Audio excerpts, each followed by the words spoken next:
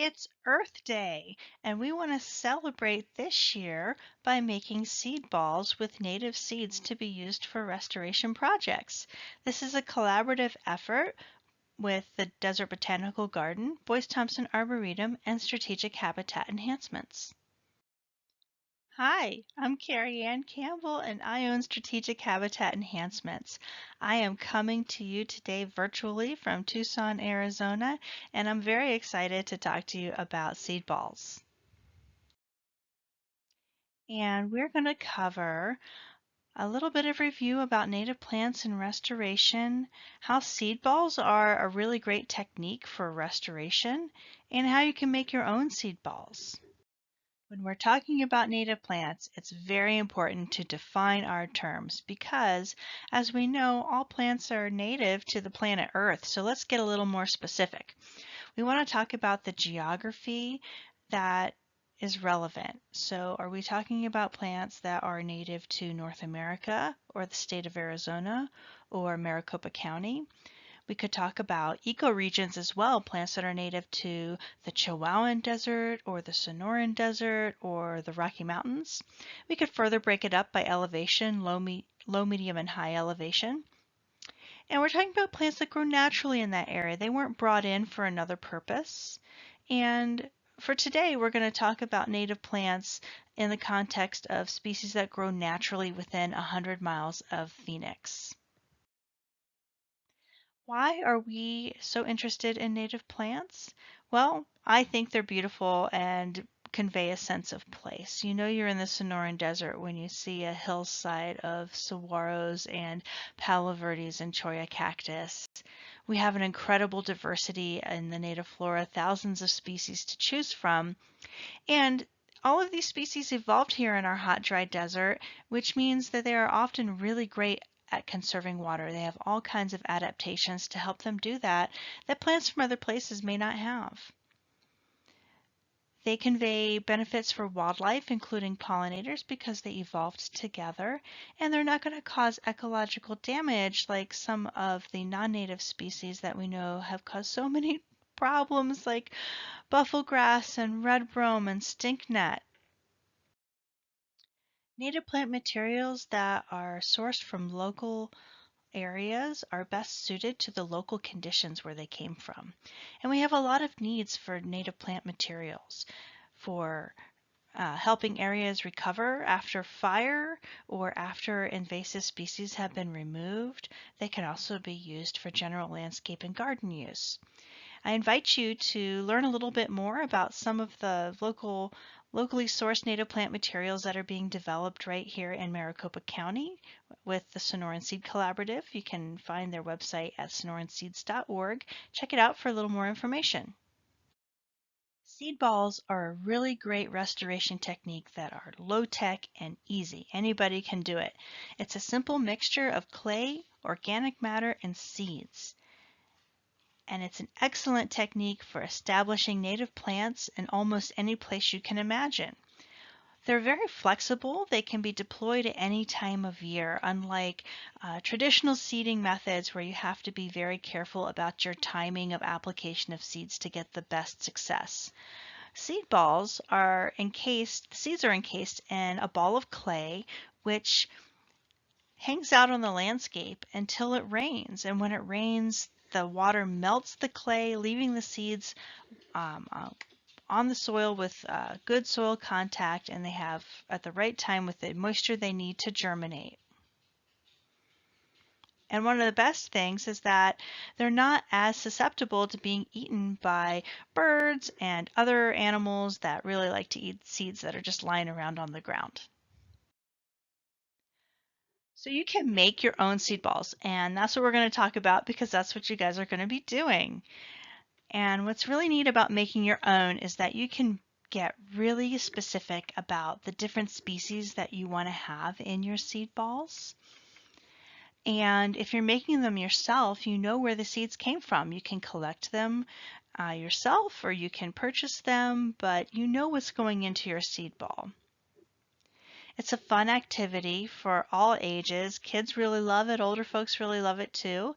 and it's a nice way to get involved in restoration without having to hike to the top of a mountain. The materials to make seed balls are really inexpensive and easily acquired. The fire clay that we use is, you can get 50 pounds of it for about $12, and then you have your seeds and then the soil material, which can be just leftover potting soil or native soil, doesn't matter.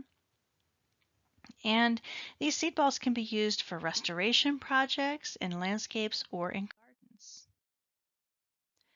So let's talk about the seed balls that we're going to be making today. This is actually a photo of the seed mix that is in the seed balls that we'll be making, and it's a really very cool and diverse mix of plants. The seed mix that we're going to be working with for our seed balls is really very diverse. There are 16 different species that are included in the seed mix. So I want to tell you a little bit about how we chose those species. First and foremost, they're all native to right around the Phoenix area, native to the Sonoran Desert, and they're species that are useful for restoration because they have characteristics that make them helpful for controlling erosion, or they're really good at germinating in disturbed areas, or they are good at outcompeting non-native invasives such as bufflegrass, stinknet, red brome, things like that. We have a nice mix of shrubs, perennials, grasses, and wildflowers, so it is not just diverse in the number of species, but the types of plants that are included in it as well. And these species also, we had an eye toward what kind of resources are we providing for wildlife and pollinators out on the landscape as well. Here we have presented the species in the seed mix as a bloom calendar so that we can look at all of the species together and see throughout the year when we can expect that they will be blooming and what color their flowers are. And we can ensure that we have a nice balance of species that will be blooming in the spring, in the summer, and in the fall. So let's talk about some of these species and take a look at them because you don't get a sense of how beautiful they are when you're just looking at the seeds. We have 4 different species of sunflowers that are in the seed mix, and we really like to include sunflowers in restoration and pollinator projects because they bloom for a long time often, and they provide abundant nectar for bees, flies, butterflies, and hummingbirds. And we have 4 different species, so we have golden crownbeard, sweetbush, brittlebush, and desert marigold. There are also 4 different grass species that are included in this seed mix, and you may be surprised to learn that grasses can be very important host plants for different butterfly caterpillars.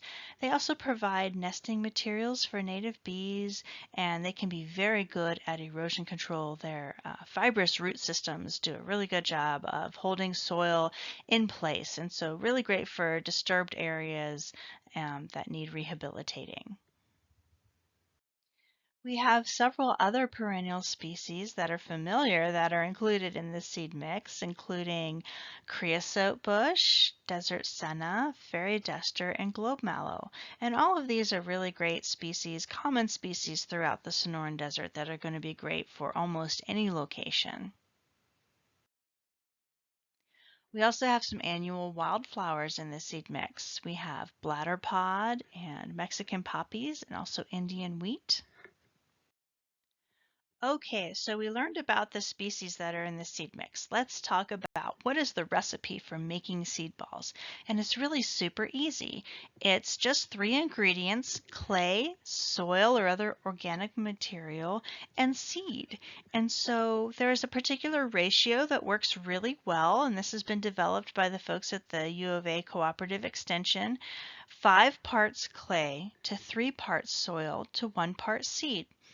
You add water, you mix it up, you roll out your seed balls, and then you let them dry in the sun. Once they're dry, you can store them in a cool, dry place until you're ready to deploy them. Let's take a closer look. So one thing you need to know is that your hands are going to get dirty, so be ready for that. You're going to need a few things as well.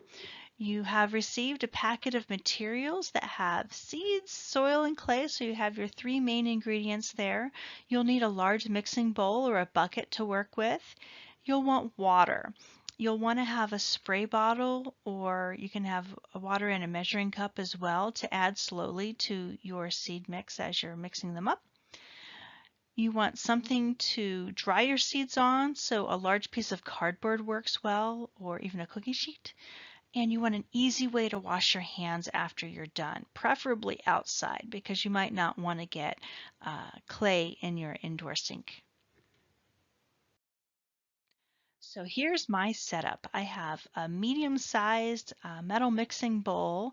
I have my seeds, my soil, and my clay. I have a piece of cardboard there, a measuring cup, and a spray bottle.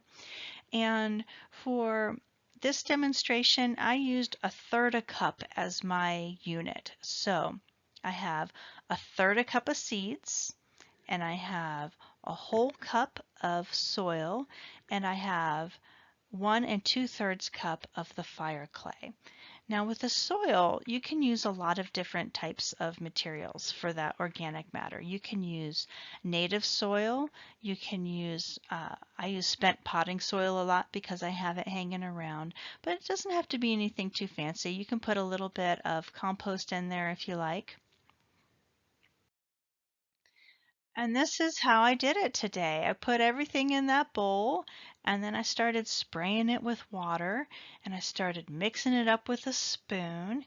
And you want to be really careful with your water because um, it's easy to add a little too much. So add it a little bit at a time and see how it goes. What you want to end up with is a sticky dough ball that you can peel pieces off and roll into seed balls, kind of like rolling meatballs if you do that. And so I ended up with about 25 seed balls down there on the bottom. You can see that I've put them out in the sun to dry. That I'll leave them there for about 24 hours before I package them up to store them. But I wanted to show you an example on the top there. That's another batch that I did recently where I put a little too much water in at the beginning, and so I couldn't really, it was so sticky that I couldn't really roll it into nice balls, but they kind of got sharp chunks. And I want to just reassure you, if you end up with a little too much water and you mix it, is just fine. Go ahead and just put little chunks out on your cardboard and it'll be just fine. They don't have to be perfect little meatballs. They can be slightly different sizes and shapes, and it's just fine. So what's next? You're going to clean your hands and your implements, hopefully outside so you don't get clay in your sink, and you're going to store your seed balls in a cool, dry place until you're ready to use them. So I hope you have a lot of fun and get your friends involved. Happy Earth Day 2021.